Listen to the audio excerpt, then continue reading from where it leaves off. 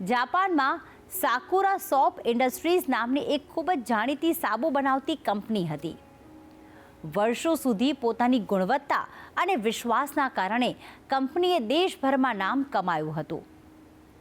લોકો આંખ બંધ કરીને એ કંપનીનો સાબુ ખરીદતા હતા. કંપનીમાં રોજ હજારો સાબુના ડબ્બા પેક થઈને બજારમાં મોકલાતા.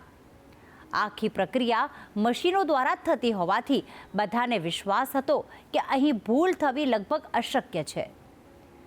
પરંતુ એક દિવસ એવી ઘટના બની કે આખી કંપનીમાં હલચલ મચી ગઈ. ટોક્યોમાં રહેતા એક ગ્રાહકે કંપનીને ફોન કરીને ગુસ્સામાં ફરિયાદ કરી કે તમારી કંપની માત્ર જાહેરાતો તો કરે છે, મેં જે સાબુ ખરીદ્યો એ ડબ્બો સંપૂર્ણ ખાલી હતો. શરૂઆતમાં કંપનીને લાગ્યું કે કદાચ ગ્રાહક મજાક કરી રહ્યો હશે, પરંતુ થોડા દિવસોમાં સોશિયલ મીડિયા અને સમાચાર પત્રોમાં આ વાત ફેલાઈ ગઈ. લોકો કહેવા લાગ્યા કે આટલી મોટી કંપની અને આવી બેદરકારી.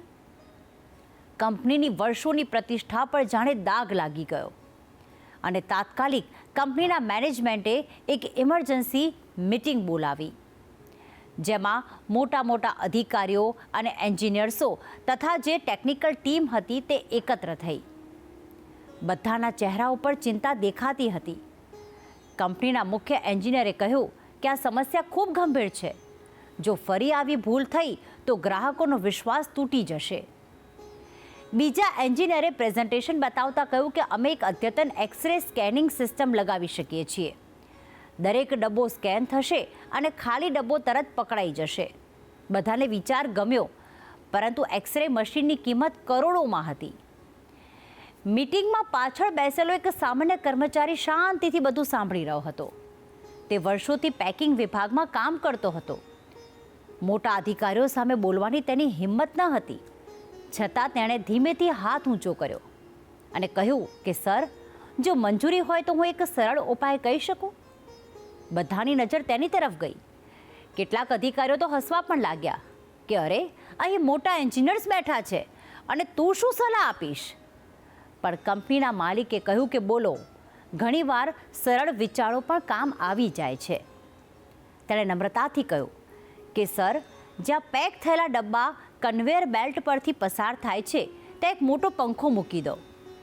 જે ડબ્બામાં સાબુ નહીં હોય તે હલકો હોવાથી પંખાની હવાથી નીચે પડી જશે અને જે ભરેલા ડબ્બા આગળ છે તે ચાલતા રહેશે.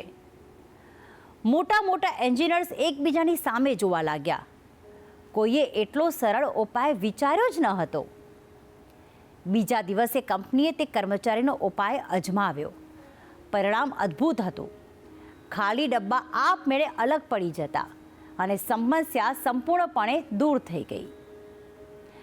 આ વાત એ શીખ આપે છે કે મોટા પદ પર બેસવાથી જ મોટું જ્ઞાન આવે એવું નથી. ઘણીવાર જમીન સાથે જોડાયેલ માણસ પાસે સૌથી સારો ઉકેલ પણ હોઈ શકે છે. અને હવે આ વાત એક સુવિચાર દ્વારા પણ સમજી લઈએ. આજનો સુવિચાર: સમસ્યા કેટલીય મોટી હોય, તેનો ઉકેલ ઘણીવાર સરળ વિચારમાં છુપાયેલો હોય છે. બુદ્ધિ માટે મોટું પદ નહીં, પરંતુ ખુલ્લું મન જરૂરી છે.